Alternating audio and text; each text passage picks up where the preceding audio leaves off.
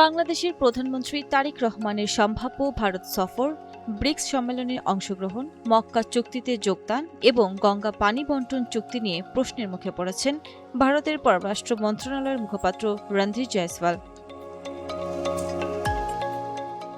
শুক্রবার দিল্লিতে সাপ্তাহিক সংবাদ সম্মেলনে এসব বিষয়ে সাংবাদিকদের প্রশ্নের জবাব দেন তিনি।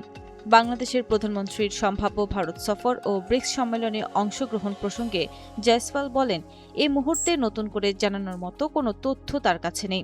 এ বিষয়ে হালনাগাদ তথ্য পাওয়া গেলে তা জানানো হবে বলেও জানান তিনি। নৌকামান মশা দিবসে এক্সট্রিম সমাধান। এদিকে সৌদি আরব, পাকিস্তান ও তুরস্কের সামরিক জোটে বাংলাদেশ যোগ দিতে পারে এমন গুঞ্জন নিয়েও ভারতের অবস্থান জানতে চাওয়া হয়। জবাবে রণধীর জয়সওয়াল বলেন, মধ্যপ্রাচ্য ও পশ্চিম এশিয়ার পরিস্থিতি ভারত নিবিড়ভাবে পর্যবেক্ষণ করছে, তবে এ বিষয়ে এই মুহূর্তে আর কিছু বলার নেই।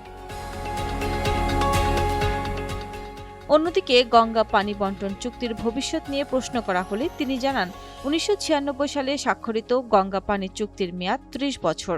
নদী সম্পর্কিত বিষয়গুলো ভারত বাংলাদেশ যৌথ নদী কমিশনের আওতায় আলোচনা হচ্ছে এবং গঙ্গা চুক্তির আওতায় যৌথ কমিটির বৈঠকও কারিগরি পর্যায়ে নিয়মিত অনুষ্ঠিত হচ্ছে।